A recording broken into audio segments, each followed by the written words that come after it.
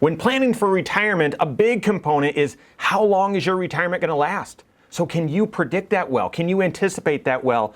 I'll share what we use for projecting longevity. That and more coming up.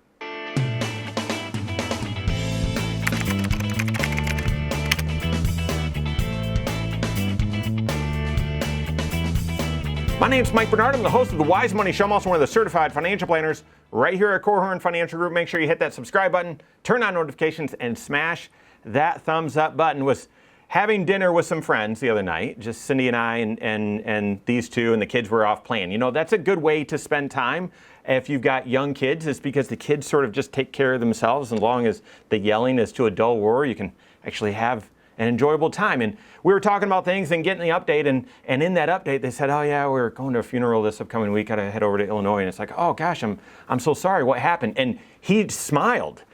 When I thought, okay, this is bizarre. He said, oh no, it's my great grandma. She was 102. I mean, she could barely hear, barely see. I mean, she had had an unbelievable life, and it was her time. And so I was like, well, okay, I get the smile. And yeah, 102. That's incredible. And then he followed that up with, oh my goodness, I hope I don't live that long. And so obviously, when it comes to planning for retirement, I'm assuming we shouldn't all plan to live to 100 or 102, but how long should we be planning to live? Obviously, this is a huge factor in one of the 5 factors in determining, well, are you on track for saving up for retirement? And the easy analogy is this. If I were to just ask you, because I think this is how most people think about retirement. Well, what's my number? How much do I need to have saved up? How much do I need to save? As if that is the only important thing. And the analogy that I would give is, well, how much does it cost to go to Disney World? And the first answer is, well, why would you want to go there? No, I'm just kidding. The first answer is, well, how long are you staying? And then, yeah, you know, what are you staying on property, and, you know, do you want a suite? And so that's quality of life, that's your lifestyle, but how long are you staying? That's your longevity. That's how long is retirement going to last. Recently saw this survey, this little quiz here. I'd encourage you to take it. I'm going to link it below, but the premise is this longevity quiz that individuals, and I'm not sure how many, probably 1,000 or so usually do these trials, individuals were given this test, this longevity quiz, and those who scored higher, when then asked, do you feel on track for retirement? I think 77% of them said, yeah, I actually feel pretty strong about retirement, versus those who took this longevity quiz and scored poorly, didn't have a high score. When asked, do you feel on track with retirement? Most of them said they didn't feel on track. So having a connection between, well, really, how long might you live? How long might your retirement be? Just that awareness should help, and could help, at least from this survey, suggests it will help you prepare better. The key point here is most people underestimate how long their retirement's going to last, how long they're going to live. And if most people underestimate that, then most people under-prepare for that as well. I currently am meeting with clients that decades ago, when we were doing the planning process, and I shared, which I'm about to share with you, hey, here's how long we're going to project out your life expectancy to be. This is how long we expect we need the money to last. And I'm meeting with clients right now who at the time said, there's no way I'll live that long. There's no way I'll live beyond X date. And we're past that date. Right now, Josh Gregory talks about a time when a client got mad at him, just visibly angry at him. I think he said even slammed the desk and yelled at him because he said, there's no way I'm going to live that long. And he did. He did. So most people underestimate how long they're going to live, how long they need their finances to last, and therefore they under-prepare. So what's your life expectancy, and what should you be planning for in regards to your retirement, how long it will be lasting?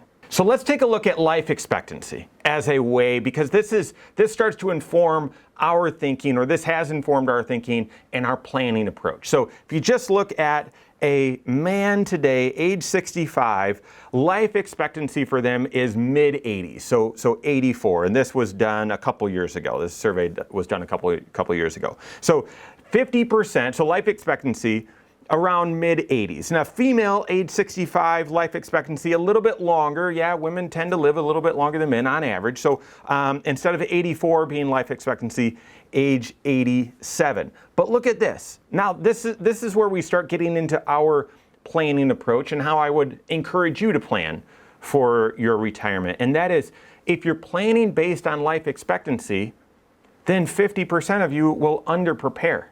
And I don't know if a 50-50 chance or 50-50 odds, I don't know if that's appropriate for planning for something as significant as running out of money. And therefore, for us, if you take a look back at this chart, for men, there's a 25% chance that you'll live until age 91, okay? For women, 25% chance living until 93. And therefore, in our planning, what we just by default do before we ask some questions of our clients is we assume that men will live until age 92, women will live until age 94. Why? Because we've actually used the 20 percentile mark, and said, well, if we only plan for your life expectancy, we're under preparing for half of our clients. And that's just not adequate, not appropriate for something as important as running out of money or not running out of money, right? And therefore, let's assume that you outlive 80% of your peers. Let's assume that you outlive 80% of your peers, meaning that 20 percentile, there's a 20% chance that for men, will live until 92, women until age 94. And that's where we plan, okay? So those are the numbers, those are the ages that we use. Now, take a look at that last bar. And we're starting to show this. The planning tools that we use have a longevity calculator in it with the stress test, and we're starting to show this to clients as well. Because take a look at this. If you're a married couple, both age 65, what are the odds that one of you will live until a certain date? There's a 50% chance one of you will live until age 91. That's incredible. And there's a 25% chance that at least one of you will live until age 96. So key takeaways. Most people underestimate how long their retirement's going to last. And I would actually, I know we're focusing on life expectancy, but there's the other side of the coin as well. And most people actually retire or stop working sooner than what they originally planned as well. So retirement likely is going to last longer than what you think. And I would consider not shooting towards life expectancy, which, gosh, when surveyed, most people say, I don't know, I probably need my money to last until I'm 80 or 82. And life expectancy has actually crept beyond that as well. But even shooting for life expectancy is a 50-50 chance. And so most people underestimate how long retirement's gonna last, and therefore under-prepare as well. So first takeaway, I would make sure that you're working with a certified financial planner that's taking a pragmatic and unemotional approach to this to help you really frame and see how long retirement's gonna last. And part of that is looking at all 5 factors of your retirement to see if you're on track. That first one is age. And it's not just age that you're gonna be done, age that you're gonna retire, but then it's also life expectancy, or how long should we plan your retirement to last. The second factor is what's your spending habits, what's your lifestyle, how much will you spend in retirement. Third is what are your income sources, how will you optimize Social Security, what other income sources do you have. Fourth is how much do you have saved up, how much are you saving, and how much do you need to have saved up. And then fifth is how much risk are you taking, and because there's a relationship between risk and return as well. So looking at all 5 of those factors, that's step one. And then step 2, second action item, is when you're looking at that life expectancy, I wouldn't say, well, odds are that, it's 25% of people my age will live until age 93. Therefore, I've got to pick 99 as my age. No, because in retirement, typically there's the beginning of retirement is your go-go years. You're going to be active. You're going to likely travel more, spend more,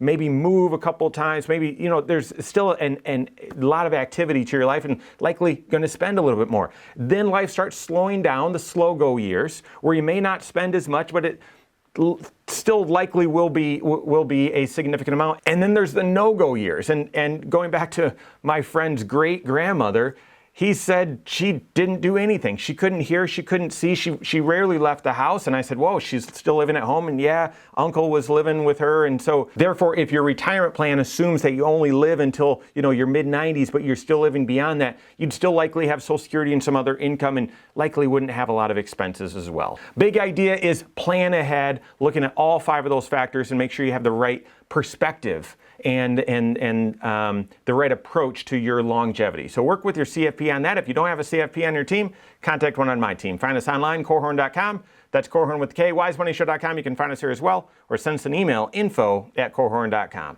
right, there you have it. Go out and take your next wise step in your financial life.